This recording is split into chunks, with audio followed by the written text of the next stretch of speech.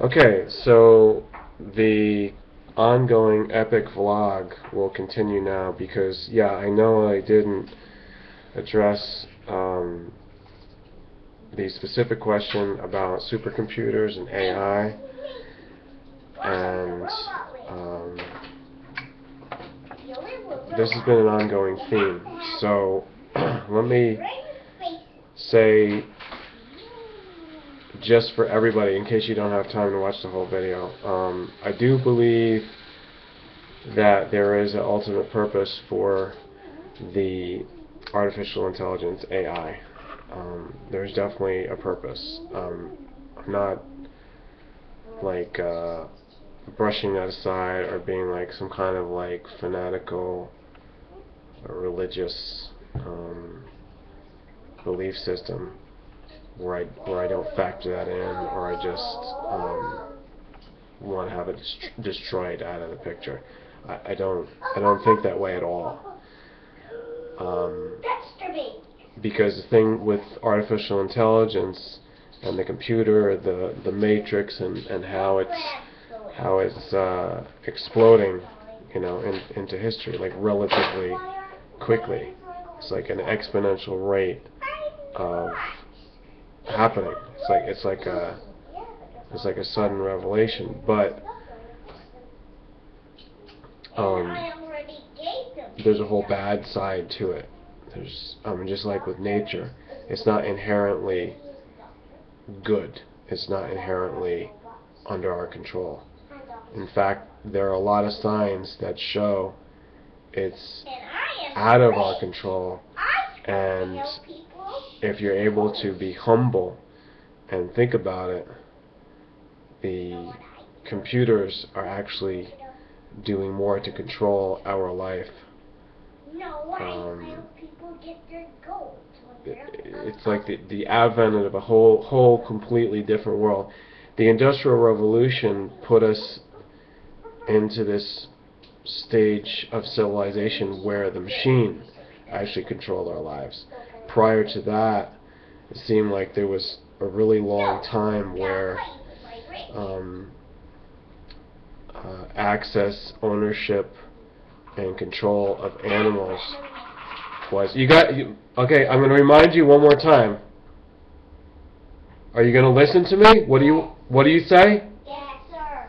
Okay, then can you do it, or else I'm going to throw you out? Yes. Yes, sir. Okay, I'm running a homeschool, so.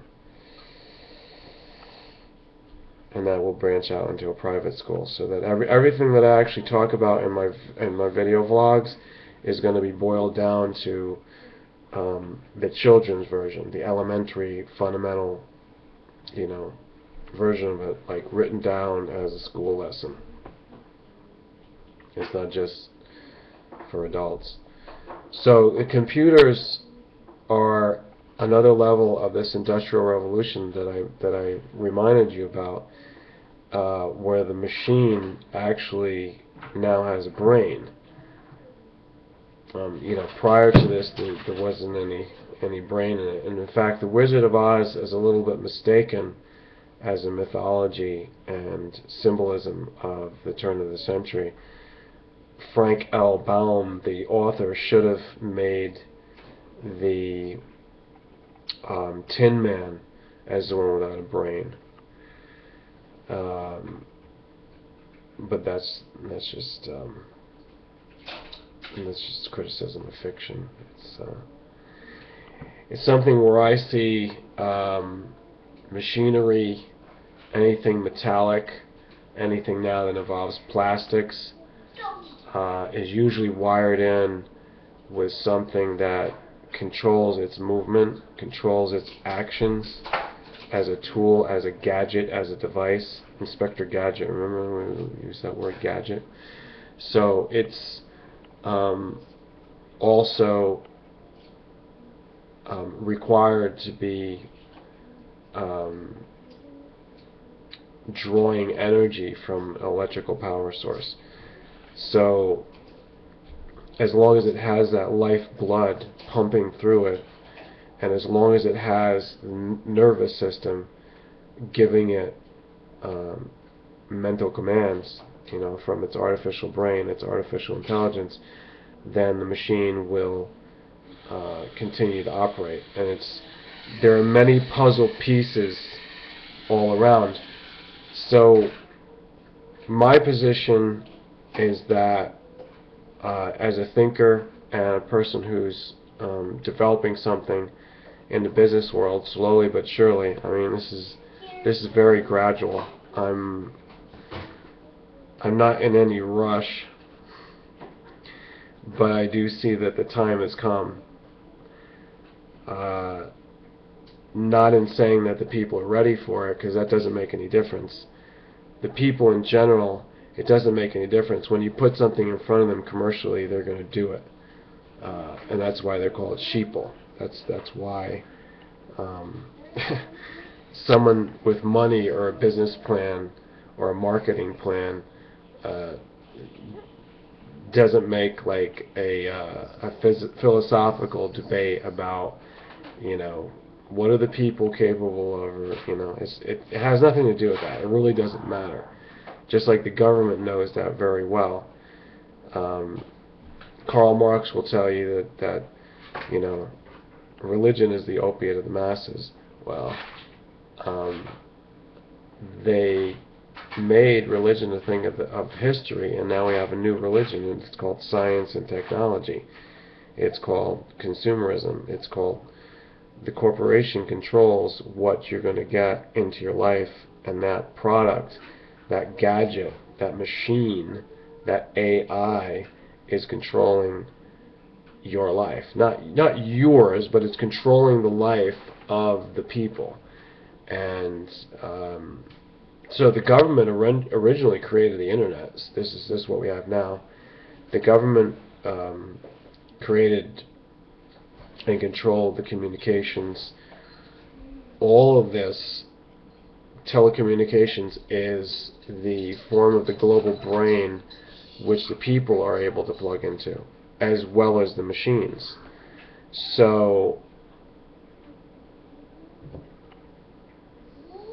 like, where's the central command of it is what people is what has to be figured out. I'm not saying people. I'm saying that I need to know, and I'm saying that there are a few others that have that driving force to know, and then we can develop this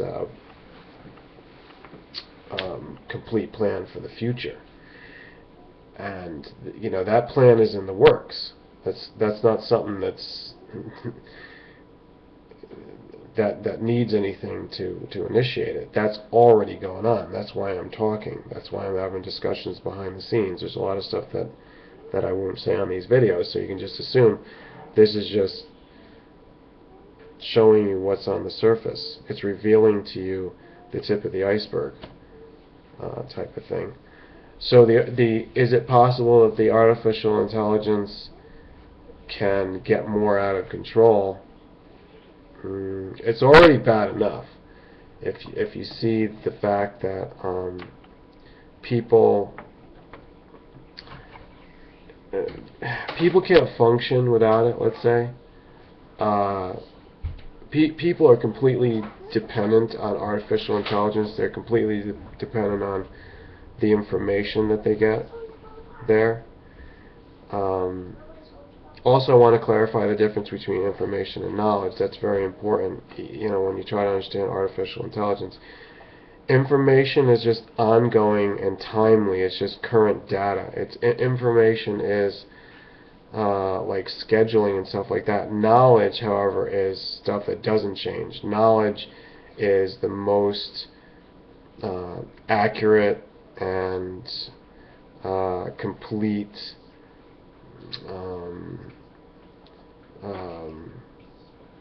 understanding or comprehension of any given subject. It's all contained within knowledge. So a complete knowledge base doesn't change. See, that's what I have access to. That's what I tap into that. It's knowledge, to know it. to study these things. However, what I don't have is information. That's what comes through current events. That's what is the information superhighway. That is when something new comes out, like just information about people, what happens, like an event, just the information about it, to be informed, informant. This is really different than knowledge. So people have to have a distinction between the two. Hold on a second. Hello? Hello? You're not coming in. Is this international? It's international? Hello? Hello? Hello? I don't know. Waiting? Hello? Hello? I'm getting some information right now. Hello?